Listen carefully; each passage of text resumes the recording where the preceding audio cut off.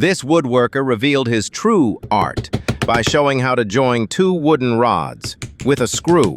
Yes, a screw.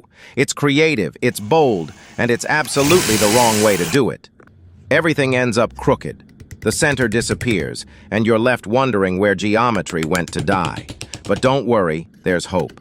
Because now you'll finally learn the real secret to making a perfect wooden joint, the kind that doesn't look like a last-minute disaster. It's time to leave the chaos behind and see how professionals do it, without turning wood into modern art.